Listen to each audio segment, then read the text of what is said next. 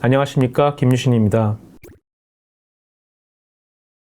이번 시간에는 기업에서 AI를 활용하는 방법들 중에서 AI 시대에서도 중요한 것은 데이터다 라는 부분에 대해서 좀 더 심도 있게 말씀을 드리려고 합니다. AI는 주로 예측을 하거나 탐지를 하거나 생성을 하는 일에 잘 활용됩니다. 이 예측과 탐지와 생성을 위해서는 이 AI를 학습시키기 위한 데이터가 필요합니다. 새로운 단어를 한 가지 말씀드리고 싶은데요. 데이터 센트릭 AI라는 단어입니다. 스탠포드 대학의 앤드류 응 교수가 이 부분을 되게 강조를 하셨었는데요. 이전에는 우리가 모델 센트릭이라고 해서 AI의 모델을 어떻게 하면 더 좋게 만들 수 있는가, 더 성능이 좋고 강력하게 만들 수 있는가 라는 부분에 좀 많이 집중을 했었습니다. 그런데 최근에는 이런 모델의 성능도 중요하지만 그것을 기업이나 현장에서 활용하려면 데이터가 훨씬 더 중요하다라는 관점이 부각되면서 그 부분을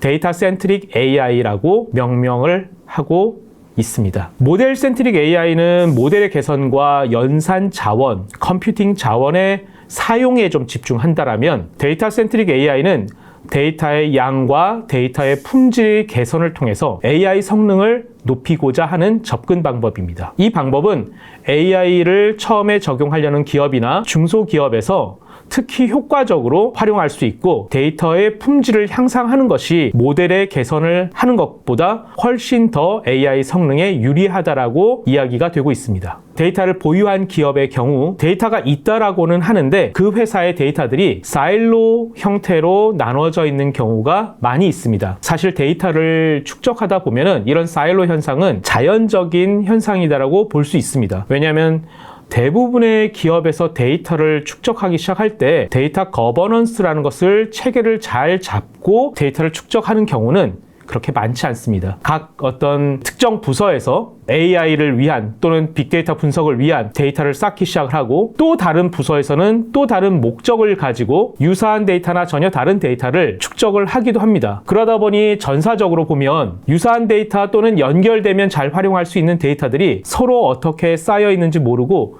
부분 나누어져 있는 거죠. 그래서 이런 현상을 데이터의 사일로화다라고 얘기를 하는데요. 그런데 이제 데이터가 잘 축적이 되고 있는 기업에서 이 데이터의 분석이나 데이터를 AI에 잘 활용하려면 이 사일로 현상을 없앨 수 있으면 가장 좋습니다. 가장 잘 활용할 수 있겠죠. 그래서 데이터가 축적되어 있으나 마스터 데이터라고 얘기하는 기준 정보가 없어서 비슷한 데이터 또는 같은 데이터인데 그 데이터를 부르는 명칭이 다르기도 하고요. 또는 그 데이터의 축적되는 포맷이 다르기도 하고요. 또는 그 데이터를 관리하는 방식이 다르기도 합니다. 또는 앞에 데이터와 뒤에 데이터가 연결이 된다 그러면 훨씬 더 많은 인사이트를 가져올 수 있는데 그런 데이터들이 체계적으로 관리가 되지 않을 수도 있는 거죠. 그래서 데이터가 어느 정도 쌓여 있다라고 하는 기업에서는 데이터 거버넌스를 다시 한번 살펴보고 구축할 필요가 있습니다. 데이터 사일로 문제를 해결하자면 기술적 뿐만 아니라 문화적인 측면도 있습니다. 조직이나 시스템 간의 데이터가 개별적으로 관리되다 보니 이런 서로의 데이터들에 대해서 이야기를 하지 않거나 교류가 되지 않는 문제들이 있는데요. 이런 문제들이 발생하게 되면 데이터의 중복 문제도 발생하고 종합적이고 전사적인 데이터 유통이 제한되는 문제도 있을 수 있겠죠. 그리고 데이터를 보유하고 있는 기업의 경우 또 하나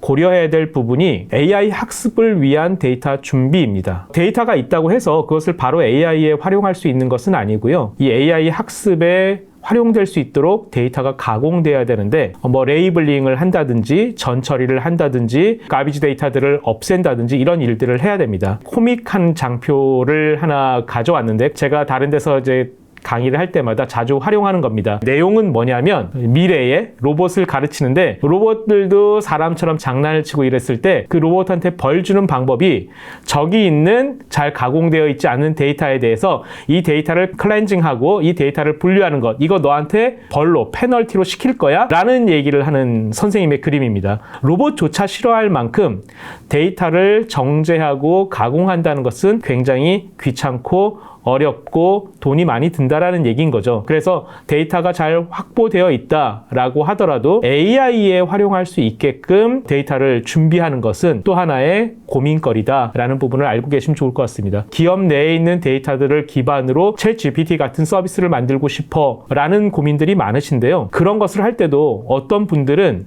우리 회사에 다큐멘트들이 굉장히 많이 축적되어 있어.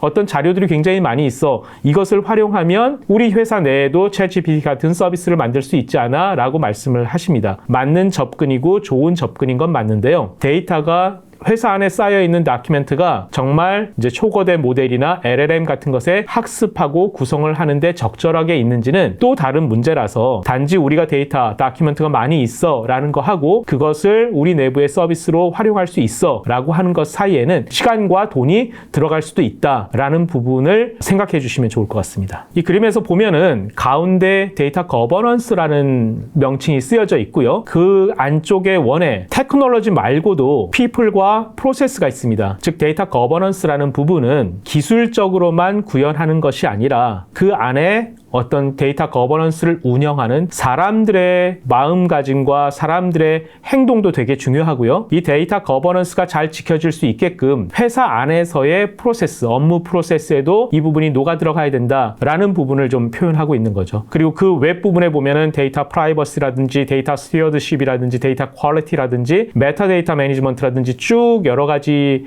요소들이 나오는데요. 이런 부분들도 데이터 거버넌스라는 부분에서 고려해야 될 부분이라는 것을 잘 표현하고 있어서 제가 이 그림을 좀 가져와 봤습니다. 다시 한번 설명드리면 데이터 거버넌스라는 것은 데이터의 품질과 보안을 보장하는 체계적인 접근 방식이라고 볼 수 있습니다. 말이 좀 어렵죠? 쉽게 말씀드리면 데이터를 생성하고 데이터를 폐기할 때까지 전 과정을 관리하고 데이터에 관련된 정책과 절차들을 정의하고 실행하는 것이라고 보시면 되고요. 이런 것들이 잘 되게끔 하기 위해서 데이터 거버넌스를 운영하는 시스템 또는 솔루션들이 있다. 그래서 시스템이나 솔루션들을 잘 활용해서 이 데이터 거버넌스를 잘 적용하시는 것이 중요하다.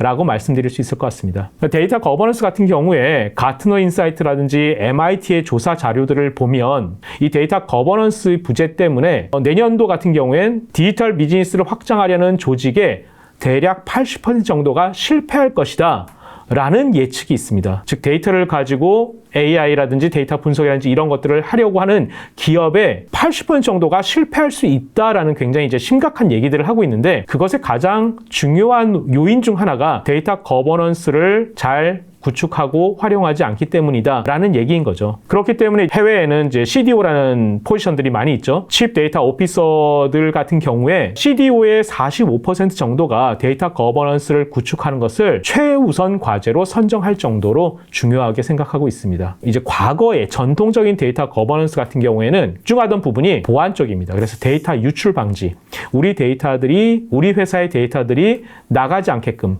보안적으로 문제가 생기지 않게끔 유출되지 않게끔 어떻게 할 것이야 라는 그런 관리 부분에 좀 더 집중되어 있었다면 최근의 데이터 거버넌스의 모습들은 과도한 통제와 과도한 개방 사이에 적절한 균형점을 찾아서 너무 많은 제약을 주는 것도 아니고 너무 많은 오픈을 하는 것도 아니고 적절한 균형점을 통해서 이 데이터들을 보안도 유지하고 관리를 잘 할 수 있고 활용을 할 수 있게끔 만들려는 움직임들이 있습니다. 데이터가 있는 기업들에 대해서 말씀드렸었는데요. 지난 시간에 제가 이런 말씀을 드렸었죠. 데이터가 없다면 데이터를 쌓으셔야 돼요. 그런데 데이터를 얼마나 쌓아야 되느냐? 최소 1년 이상 수년간 쌓으시는 것이 필요합니다. 그런데 기업에서는 이런 말을 들으면 되게 당황한다고 말씀드렸잖아요. 아니 이제 우리는 AI를 빨리 써야 되는데 앞으로 2, 3년 동안 AI를 활용하는 것이 아니라 데이터만 쌓고 있으라고 그건 말이 안 된다라고 말씀을 드렸죠. 이제 그래서 외부 데이터들을 활용하고 확보하는 부분들의 방법을 말씀드렸었는데요. 외부에서 데이터를 확보를 하려는데 여전히 가장 중요한 것은 어떤 문제를 해결하려고 하지? 우리가 지금 해결하려고 하는 문제가 어떤 부분이지? 여기 이 문제를 해결할 때 필요한 데이터들은 어떤 거지? 라는 이제 문제 정의부터 먼저 하신 다음에요. 그 다음에는 공개 데이터를 활용할 수도 있고요. 그 다음 외부 데이터 기업의 데이터들을 구입하거나 가져올 수도 있고요.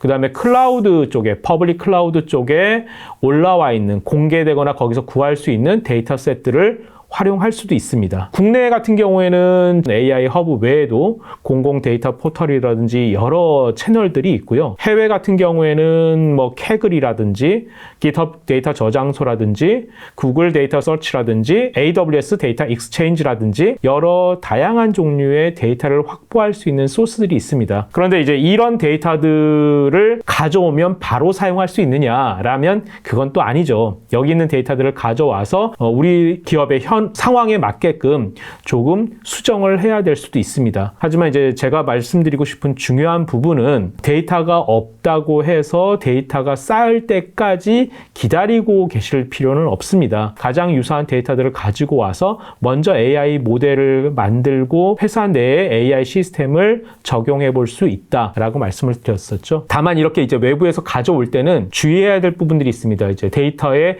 품질과 정확성을 검증해야 되고요. 공개된 데이터가 그들이 파는 데이터라면, 그냥 무료로 주는 게 아니라 파는 데이터라면 법적인 문제나 여러 가지 어떤 라이센스라든지 이런 부분들도 어느 정도 해결이 됐을 겁니다. 하지만 이제 무조건 그걸 다 믿으시면 안 되고요. 가지고 와서 법적 윤리적 문제가 없는지, 그 다음에 우리 기업에서 필요로 한 문제를 해결하기 위해서 쓸만한 데이터의 품질과 정확성이 있는지 이 부분은 직접 검증을 하셔야 될 필요가 있습니다. 사실 이 장표에서 설명을 드리고 있지는 않지만 여기에 있는 내용 외에도 데이터 어그멘테이션이라든지 데이터 신세시스라든지 이런 말들도 있습니다. 너무 복잡하거나 이제 깊게 들어갈까봐 장표에 표현은 안 했는데요. 그래도 한 번쯤 알고 가시면 좋을 것 같아서 잠깐 설명을 드리면, 데이터 어그멘테이션이라는 부분은 데이터 증강이라고 얘기를 할 수 있습니다. 사실 우리가 원하는 데이터들이 그렇게 많이 없을 수 있어요. 그러면 이 데이터의 종류에 따라서 비전 데이터 같은 경우에 이미지 데이터면 약간 위치를 바꾼다든지 이제 배경을 바꾼다든지 크기를 바꾼다든지 이렇게 해가지고 데이터의 종류들을 늘릴 수도 있고요. 그 다음에 이제 랭귀지 같은 경우에는 가져온 데이터들의 어떤 특성이나 표현들을 조금 바꾼다든지 주제를 바꿔가지고 데이터의 용량을 늘릴 수가 있습니다. 데이터의 양이 많아지면 그만큼 모델 학습하기에 용이하니까요. 이런 것들을 이제 데이터 어그멘테이션이라고 얘기하고요. 그럼에도 불구하고 아예 데이터가 없는 경우도 있습니다. 뭐 이제 국방 쪽, 군 쪽이라든지 아니면 우주 관련된 일들이라든지 굉장히 특수한 상황인 경우 학습하고자 하는 데이터를 얻기가 되게 어려운 경우도 있어요. 이제 그럴 경우에는 데이터 합성, 데이터 신세시스라고 얘기를 해서 데이터를 직접 만드는 겁니다. 뭐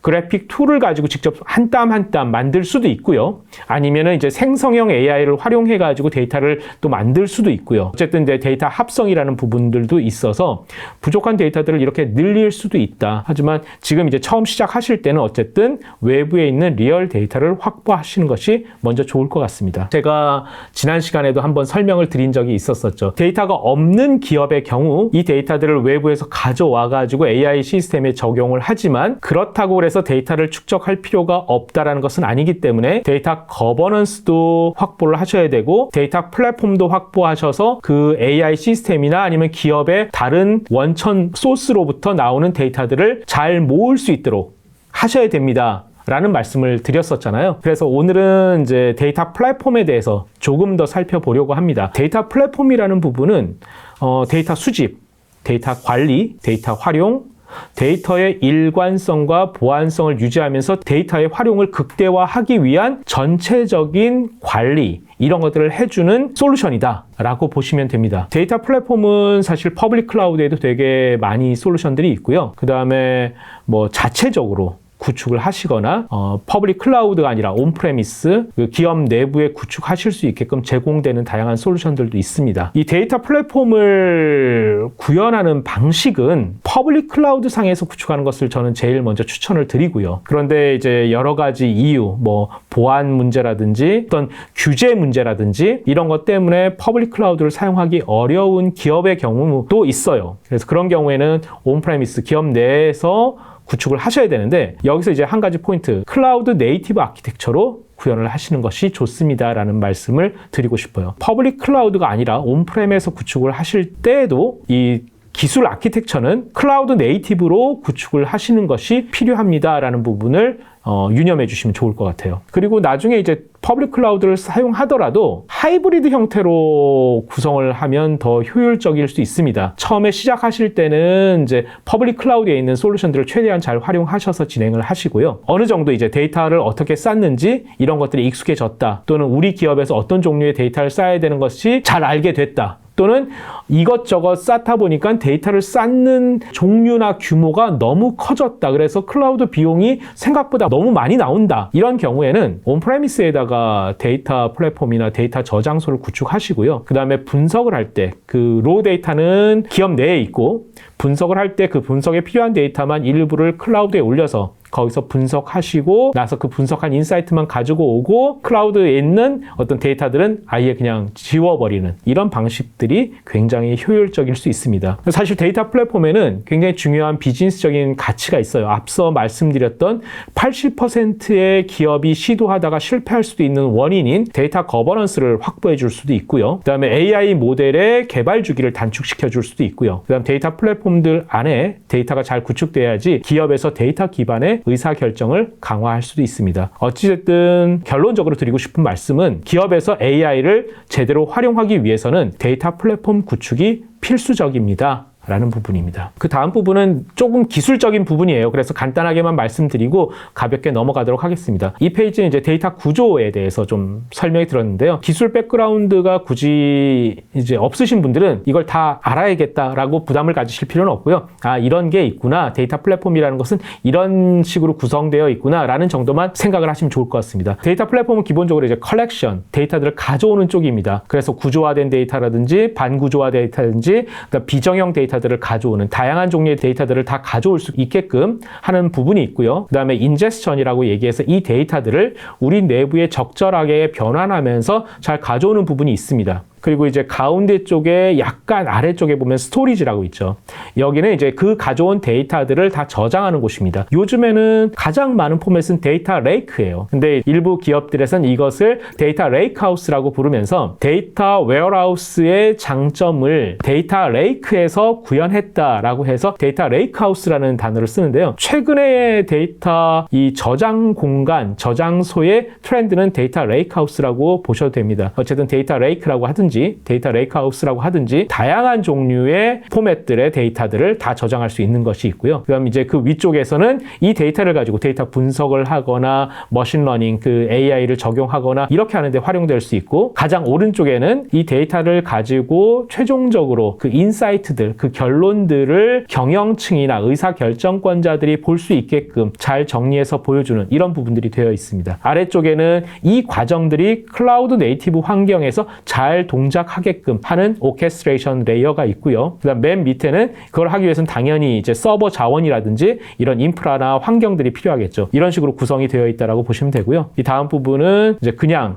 이것들을 오픈소스나 이런 것들을 기반으로 해서 클라우드 네이티브 기반으로 우리 회사에 적용하려면 어떻게 하면 돼? 라는 것의 하나의 예제 중 하나고 그 다음 것은 이것을 퍼블릭 클라우드에서 구성하려면 어떻게 하면 돼? 그래서 예제로 AWS에서 구성을 할 때 이런 모습들을 좀 표현을 해놨습니다. 기술적인 부분이 이제 끝났는데요. 오늘 시간은 지난번 시간에 말씀드렸던 것에 대해서 조금 더 상세적인 내용들을 설명을 드리려고 하다 보니까 조금 기술적인 내용들도 좀 표현이 되어 있긴 합니다. 정리를 좀 해보면요. 데이터가 있는 기업에서는 어떤 부분들을 고민을 좀 더 하시면 좋을지, 특히 이제 기준 정보라는 포인트하고 데이터 거버넌스라는 부분을 어떻게 우리가 고려하고 잘 준비하면 될지, 데이터가 없는 기업에서는 데이터를 어떻게 초기에 확보할 수 있는지, 그리고 그 초기에 확보할 때 어떤 점을 좀 주의하면서 확보하면 좋은지, 그리고 이것을 AI에 적용하더라도 우리 기업에서 나오는 데이터가 가장 좋기 때문에 그 기업에서 나오는 데이터들이 잘 저장될 수 있게끔